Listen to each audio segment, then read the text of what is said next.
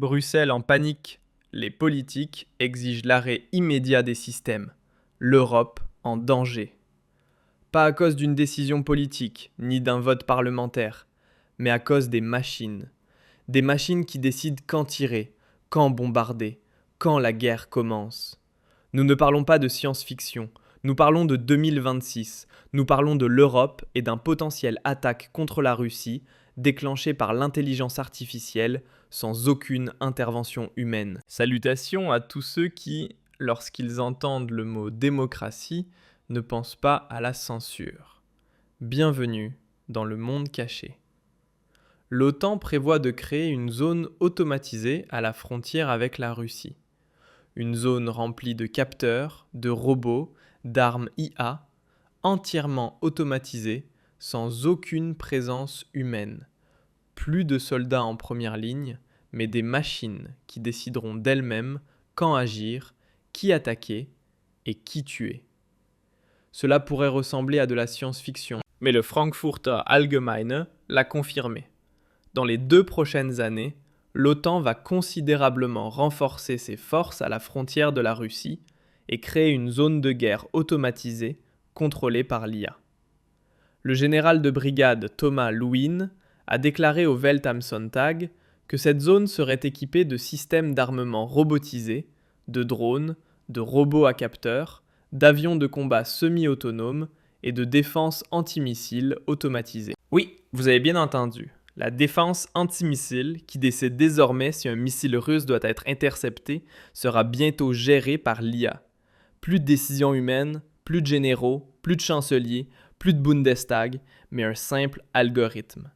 Et que se passera-t-il si l'algorithme se trompe? Nous savons déjà ce qu'il en est. Israël en a fait l'expérience. Le système Lavender, conçu pour identifier les cibles de bombardement dans la bande de Gaza, avait un taux d'erreur connu de 10% et a pourtant été utilisé. Selon Reuters, ce système a même été déployé quand il était évident qu'il désignait régulièrement des civils comme cibles. Un taux d'erreur de 10% et ce n'était pas pour la défense antimissile, mais pour des exécutions ciblées. Maintenant, appliquons cela à un système de l'OTAN à la frontière de la Russie. Que se passe-t-il si l'IA de l'OTAN intercepte un drone russe parce qu'elle croit qu'il attaque l'OTAN, alors qu'il se dirige en réalité vers un objectif en Ukraine de l'Ouest? Que se passe-t-il si un missile russe change de trajectoire en vol et que l'IA calcule à tort qu'il va frapper un territoire de l'OTAN? Alors, le système tire, le missile est abattu, et voilà, nous entrons en guerre contre la Russie. Sans une décision parlementaire, sans un vote, sans intervention humaine, c'est la guerre en mode pilote automatique, une escalade militaire incontrôlée. Et ce n'est pas un hasard, c'est un calcul politique. L'OTAN sait exactement ce qu'elle fait. Cette Eastern Flank Data Line, comme elle est officiellement nommée, devrait s'étendre de l'Arctique à la mer Noire, traversant l'Europe de l'Est le long de la frontière russe. C'est la plus grande démonstration de force militaire depuis la guerre froide. Et cela en plein dans une phase où la Russie avertit sans cesse qu'une intervention de l'OTAN en Ukraine serait considérée comme une déclaration de guerre. L'ancien président russe, Medvedev, l'a clairement dit. Une zone d'exclusion aérienne par l'OTAN ou l'abattage de drones russes serait un casus belli direct. Et que prévoit l'OTAN maintenant? Exactement cela. Un système qui décide automatiquement si des missiles russes doivent être interceptés. Un système qui peut déclencher l'activation de l'article 5 de l'OTAN à tout moment, sans avertissement. Et là, posons-nous franchement la question. Où sont les voix de la raison ? Où est l'opposition critique au Bundestag, qui remet en question ce projet insensé ? Où est le tollé dans les médias ? Rien. Au lieu de cela, on se tait ou on célèbre le renforcement de notre capacité de défense. Non, ce n'est pas une défense.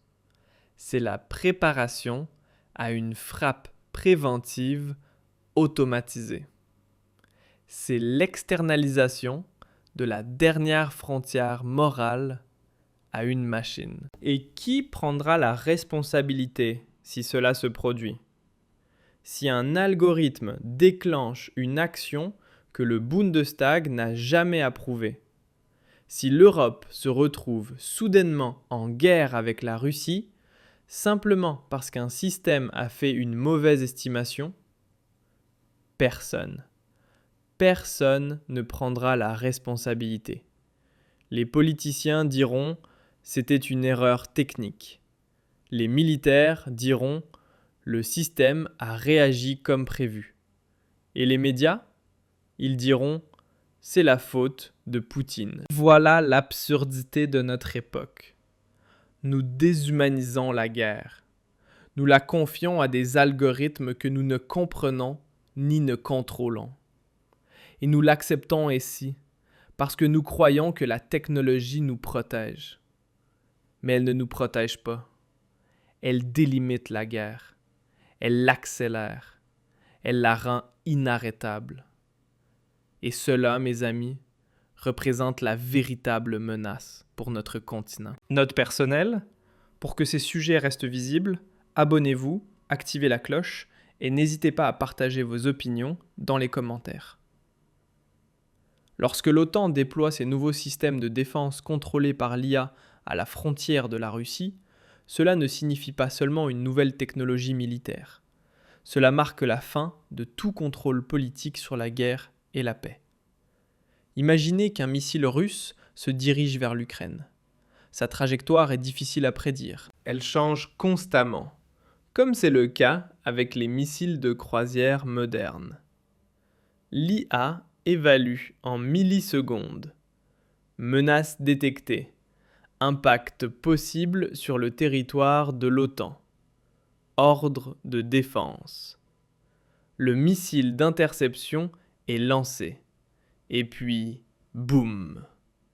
L'OTAN abat un appareil russe sur le sol ukrainien, sans ordre, sans contrôle. Et que se passe-t-il ensuite ? La Russie considère cela comme une attaque. La réponse est immédiate et l'Europe se retrouve en guerre. Vous avez des questions ? Ce n'est pas une dystopie, c'est la politique de l'OTAN en 2026. Et la phrase la plus dangereuse dans toute cette histoire est celle-ci. Nous voulons protéger nos soldats avec cela. Voilà l'argument de l'OTAN. Protéger des vies humaines semble noble. Cela semble moral. Mais qu'est-ce que cela signifie réellement ? Cela signifie que des machines vont se battre en première ligne, sans conscience, sans responsabilité, sans jugement. Et si cela tourne mal, ce sera juste une erreur technique, ou comme Israël l'appelle, dommages collatéraux, soit dit en passant.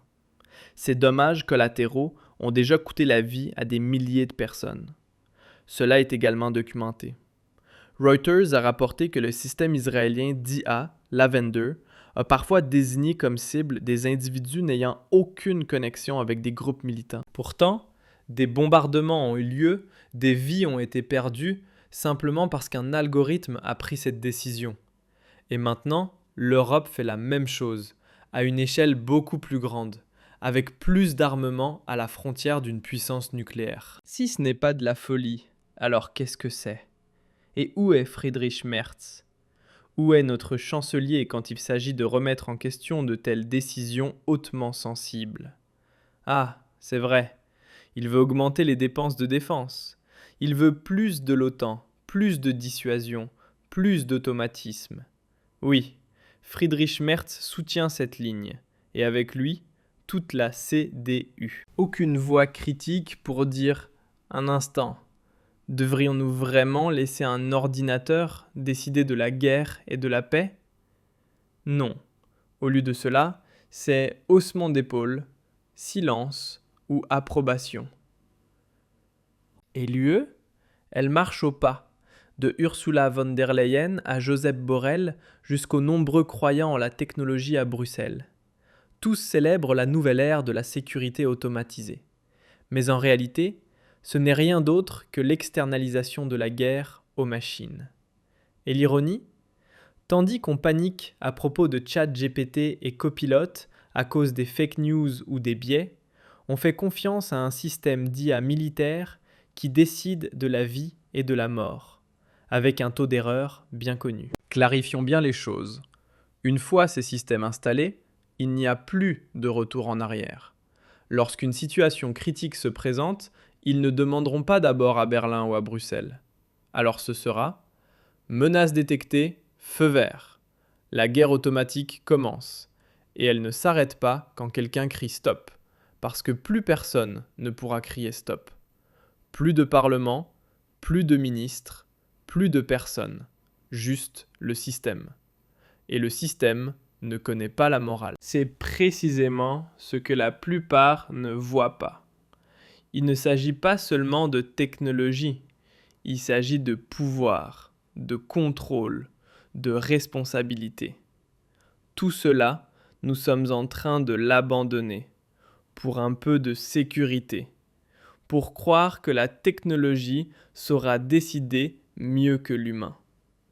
Mais la technologie ne connaît pas l'éthique. La technologie ne connaît que des paramètres. Quand les paramètres sont remplis, elle tire. Quand la trajectoire est analysée, elle abat. Et si le système se trompe, eh bien, c'est juste de la malchance. Petite interruption. Sais-tu qui se prépare intensément aux crises en ce moment? Le gouvernement, les banques, les grandes entreprises, tout le monde, sauf les citoyens ordinaires. Si tu ne veux pas être le dernier, clique sur le lien dans la description. Le système de préparation aux crises te montre comment te protéger comme un pro. Et le plus grand problème, ces systèmes provoquent exactement ce qu'ils prétendent vouloir éviter. Une guerre avec la Russie. Parce qu'ils sont constamment en état d'alerte. Parce qu'ils peuvent interpréter chaque mouvement, chaque drone, chaque missile comme une menace. Et la Russie a clairement fait savoir, toute intervention de l'OTAN en Ukraine, peu importe à quel point elle est indirecte, sera considérée comme une déclaration de guerre. Et ce n'est pas une menace en l'air, c'est la ligne rouge. Alors, posez-vous la question. Voulez-vous vivre dans une Europe qui délègue la guerre et la paix aux machines? Voulez-vous une OTAN qui préfère déployer des robots plutôt que de faire de la diplomatie? Voulez-vous qu'un algorithme décide si vos enfants pourront aller à l'école en paix demain? Ou peut-être est-il temps de nous réveiller avant qu'il ne soit trop tard?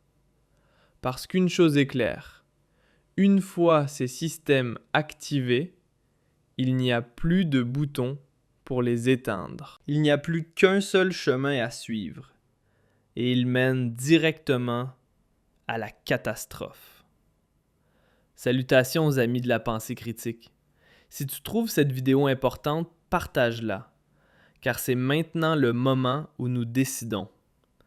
Abandonnons-nous la guerre aux machines ou luttons-nous pour la paix, avec intelligence, responsabilité et humanité?